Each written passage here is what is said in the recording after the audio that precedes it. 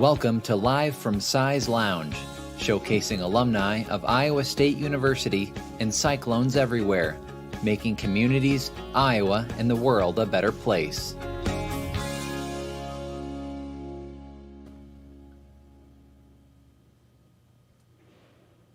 Good afternoon and welcome to Live from Size Lounge. I'm your host, Kate Tyndall, subbing in for Matt Van Winkle today. We'll be bringing on our star guest, a real Cyclone star, in just a moment, but we want to get a few housekeeping items done first. We'll start out with an opportunity coming up from Iowa State University Alumni Association's Career Services. See you virtually on Thursday, March 4th at 11 a.m. Central Time for the webinar, The Power of Deleting Should from Your Vocabulary, with 2003 graduate in food science, Jill Anderson. Jill is a popular speaker, podcaster, and coach. In this webinar, she will speak to what shoulds are, how they show up in your day-to-day life, and ways to reframe shoulds from chores into choices. This webinar is offered free to you with a big thanks to our sponsor, Work in Ames. Make sure to visit our website, www.isualum.org/events, to get registered prior to Tuesday, March 2nd at midnight. And now I'd like to introduce our guest for today, Alan Johnson. Alan is a software engineering manager from Metuchen, New Jersey. He is a 2006 graduate in computer engineering. He is also an annual member of the ISU Alumni Association. And most important, he was a recent contestant on the hit game show, Jeopardy! Alan, welcome to the show today. Yeah, thank you. So we're going to get started right off here with describing the process of getting on Jeopardy! Because I assume you don't just wander into Culver City and say, hey, I'd really like to be on the show. Yeah, that's right. So most people, try for years before getting on. The way it works, there's an online audition an online test that you take. So I took mine in January of last year. And they don't exactly explain what the selection criteria is, like whether there's like a hard cutoff and then you automatically get invited. I think the popular understanding of how it works is if you make the cutoff, then you go into a raffle and that decides if you proceed on to the next round. So normally in the many times I've taken this test in the past, like I just don't hear anything until like the next year's test is announced. But this September, so almost like, I guess 8 months later, I got the email back that, I was waiting for years to go on to the next round. And then there's like a couple more rounds before you actually get invited to appear on the show. And what was your reaction? I mean, you see that email, you've been trying for a couple of times to get on. What was your initial reaction when you saw that? Yeah, so when I first got the email, I was I was super excited because I'd never gotten the email for the second round before, but I was still trying to, I guess not get my hopes up too high because many people go through the second round like multiple times before they actually get invited to the show. And so I think the even bigger moment was when I got called by one of the contestant coordinators to like kind of book my availability for the taping day, which was in December. I remember I was on a call with one of the people on my team. I was on a Zoom call in a one-on-one meeting and saw the number flash, and I'd already spoken with the contestant coordinator about like my availability, so I knew who it was. I was like, I have to take this, and so my coworker got to witness the moment of me actually, hearing that I got my invite to the show. It was a good end to a meeting, right? A good way to pause a meeting. Yeah. All right, so I have to ask, but I'm assuming the answer is yes. Are you a fan of the show, and how long have you been watching the show? Yeah, I'm a massive fan. So, my wife and I have two kids, so we don't always get to like watch like every night, but we DVR it and we'll go back and like binge watch a bunch of episodes at once and play along, scream out answers, all that stuff. So I've watched the show since I was like, I don't know, probably in middle school or something. Oh, wow. So you've been prepping a long time. Oh, yeah, for sure. So you had some real tough questions last Thursday when you played your first game. You had us sitting on our seats after that daily double, and then you really pulled ahead in Double Jeopardy. So I'm curious how you even begin to prepare for something like Jeopardy. You're a busy guy. You've got 2 children, and I believe 2 more on the way as well, right? Yeah, that's right. Yeah. Yeah, so I spent a lot of time trying to prepare. Obviously, your base of knowledge is going to be whatever things are most interesting to you. So I tried to expand off of that and not try to cram information that was just sort of outside of my wheelhouse. I guess like the one thing I'll say is for people who watch the show for like years on end, you sort of get a feel for what categories tend to pop up and like what your strengths and weaknesses are. So I kind of already, had those things in mind. Like I knew very strong in like history and geography, not so strong in like Shakespeare or literature, for example. And so I tried to just like strategically pick where to spend my time, like preparing. Then I also spent a lot of time preparing for things that aren't just like knowledge. So I went to, I bought books on like people's experiences, like who've been on the show multiple times and like kind of, to understand what the actual process would be like, on the day of taping so that, I wouldn't feel so like disoriented that day, and hopefully it would like eliminate some of the nerves, that kind of thing. And then maybe like most importantly is like trying to practice the actual gameplay aspects. So practice buzzing in, because if you buzz in too early, then you get locked out for like half a second and you probably won't be able to give the answer if someone else is buzzing in. So there's a lot that kind of rides on the timing of actually being able to play the buzzer, the reaction time type thing with the other contestants. Right, you're training your mind, but you're also training yourself into the mindset of the Jeopardy game, it sounds like. Right, yeah, there's a lot to it, and like, other than just like, I guess, knowing the facts, and it was interesting to really sort of dig into that. Like, I don't know if I spent a huge amount of time like thinking about that until I knew I was going to appear, and then I really sort of went deep in trying to figure out how to prepare for every like facet of the experience. Who could prepare for all of it at once? It's a lot coming at you.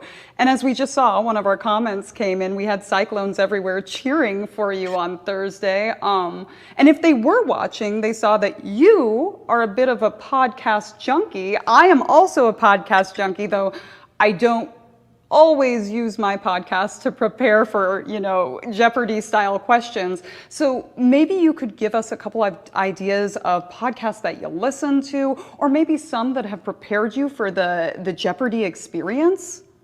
Yeah, totally.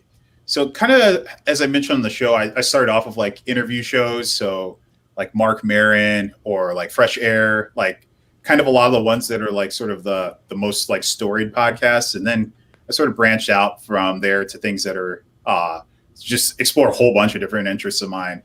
I listened to History of Rome, and that sort of sparked a lot of interest in a lot of history podcasts. So the Fall of Rome, History of Byzantium, Tides of History, just a whole bunch of things. And then specifically for the show, for preparing for the show, I kind of tried to just rely on my existing like habit of listening to podcasts to study things that were maybe outside of my normal listening. So I know that like American history and presidential trivia comes up a lot. So I listened to a podcast called American Presidents Totalis Rankium, which is made by like 2 British comedians. They have sort of perfect like folks to be doing an American president podcast, right? Yeah, well, it was interesting because they certainly bring like a different perspective, and I think that actually like helped me remember things more. Like kind of hearing them, like they would tease.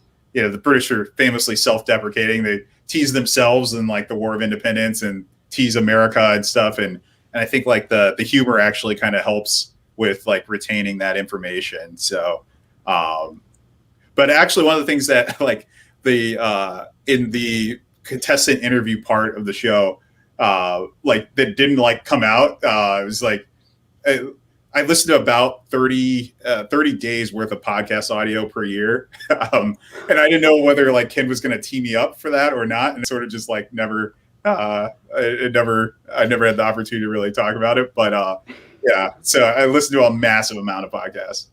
I think your podcast listening is a little more strategic than mine. So I'm going to turn you to Iowa State. I'm really curious. How did you decide on the Cardinal and Gold for your undergraduate degree?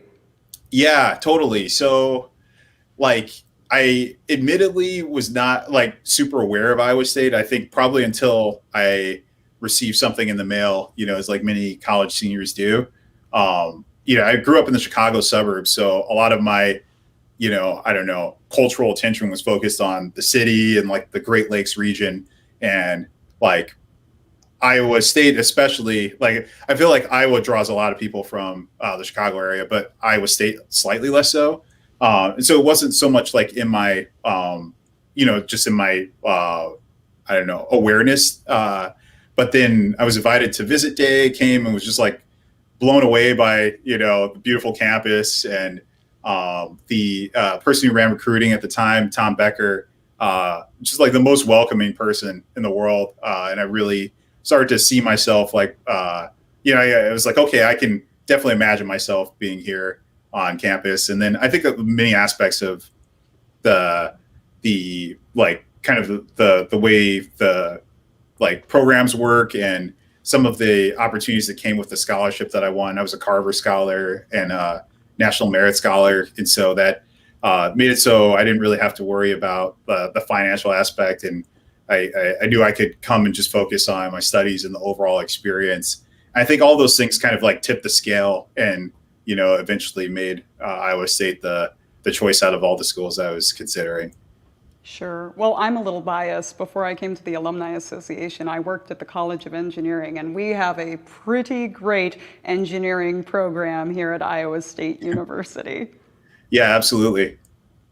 So another question I have for you, and we always ask this of our alums, is that Iowa Staters are making their communities, the state of Iowa, and the world a better place. How do you feel your Iowa State degree prepared you to make a difference or to take on challenges? Yeah, so I guess I would say like, I think one of the things I really appreciated about Iowa State was that like, I think compared to some of the places that I could have gone that are known for being like very intense and like you're just trying to survive your major, I think I had a lot of opportunities to really explore a whole bunch of different, I was going to say interests, but a lot of things I explored like weren't even like interests like when I arrived. So I kind of discovered a lot of interests that I had too. And I think among those things I was part of like the NCORE I-SCORE program. So National Conference on Race and Ethnicity. There's a whole year-long program where you go to the National Conference on Race and Ethnicity, wherever it might be hosted in a given year. And then you come back and then you help produce the Iowa State Conference on Race and Ethnicity, which was really eye-opening for just understanding cultures and like, a lot of things I just hadn't learned about. It certainly made an impact on how I see the world and, social justice and things like that. And then I think another big thing was studying abroad.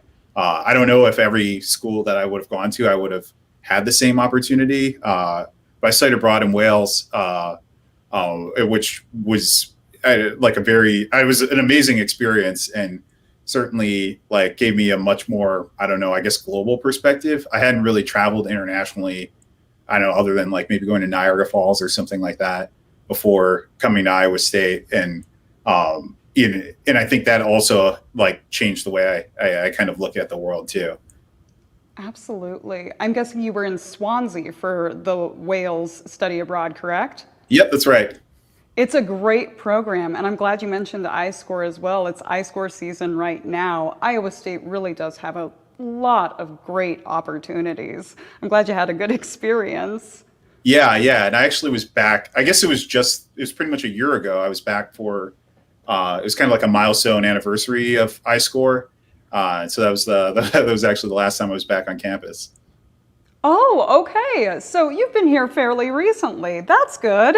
Nice, Yeah. nice that you could make it back from New Jersey. Yeah, yeah. I don't make it back as often as I would like. Well, the campus right now is a little bit colder, but we've gotten a warmer spell here, so it's starting to look beautiful and welcoming for spring again, just in case you ever want to come back sometime soon. Yeah, well, for that trip, I had to just come solo. But at some point, I gotta, I guess my wife has seen Iowa State. She grew up in New Jersey, so hadn't spent a huge amount of time in the Midwest, but she's been to campus once before. But I have to get my kids out to see it too. So Absolutely, you have some little cyclones that you need to bring. yeah, got to indoctrinate them. That's right, start them young. So while we've got a couple of moments left, we wanted to go ahead and play some Cyclone Jeopardy. All right. So, A little nervous. makes I haven't sense. been, it's like 15 years since I spent like a tremendous amount of time on campus, but we'll see what I remember. We'll see. We'll see. And if anything, it'll be a learning experience for everybody involved. So we'll go ahead and give you some questions here. We've got them in true Jeopardy format. So we will bring up the first one now. We've got this building constructed in 1865 was the first building on ISU's campus. Huh. I don't know. I'm thinking someplace in like either right on the quad. I don't know what building that is. It's like to the left. I don't know, like Beardshire or something. Oh, you're very, so you've got the right location. It is actually, the answer would be, what is farmhouse? Okay. Makes sense. So you were right in the right area. We'll try this second one here. This alma mater, sung at the end of sporting events, instructs Cyclones to be true and valiant. I mean, I just called it the fight song, but the alma mater. I don't know if I ever knew that song. That's okay. A lot more people know the fight song than they do the alma mater. It has a lot to do with a certain building on campus that has bells. I mean, I would assume the Campanile. So the answer is, what is Bells of Iowa State? But the fight song was a really good guess as well. I don't know if I would have known that when I was on campus. Nope, that's a fair one. Our third one that we've got, and you've mentioned this one before, so try and think back. The green dome of this central campus building denotes where all the money goes. I mean, I would assume that's Beardshire. Yes, that is what is Beardshire Hall. I don't even know where that was sitting in my brain to remember that name. Well, it was a good guess for the first one as well, to pick a building on Central Campus. We've only got one more here. Jump All right, I can or maybe circle. make it up to 50%. I know you can get this one. I bet you can get this one. Jump or circle, don't walk over this bronze relief, excuse me, in the Memorial Union. Yeah, I believe that was called the Zodiac, right? There we go. Good job. I can't forget that one because I don't know. I'm sort of anti-superstitious, and I danced on it, and sure enough, I technically failed my first test, which was like a test out for an English class or something. So, but you know what? I don't even feel bad about it. Those cyclone traditions will get you every time. So folks, if cyclones everywhere who are listening, make sure you never walk over the Zodiac. Or do it and just take the consequences. I suppose it depends on how much you care about the next test you're taking. So, from what I remember, like the intention of the sculptor was for it to get worn down to floor level, right? correct. Yeah, they had actually intended for that to happen. And of course, once the superstition came around, nobody walked over it. And so that never happened. So I was just doing my part. So, And if anybody's interested, you can go out and find all those facts and more at isualum.org/traditions. You can read up, and maybe if there's ever a category on Jeopardy that is, cyclones everywhere category, you'll definitely ace it. Well, Alan, those are all the questions we have for you today. Thank you so much for joining us. This has really been fun. Yeah, thanks so much for the invite. Glad I was able to bring a win back for Iowa State. Absolutely. Thank you so much. Yep. Tune in next week at noon Central Time on Wednesday, March 3rd for another special edition of Live from Size Lounge as ISU Alumni Association President and CEO Jeff Johnson sits down for a conversation with Paul Fellini, the Associate Vice President for Facilities Planning and Management at Iowa State University. Thanks for watching Cyclones Everywhere, and we will see you next week. This series is made possible by members of the Alumni Association. If you are interested in staying connected to the university and receiving all the benefits and services of being a member, visit isualum.org.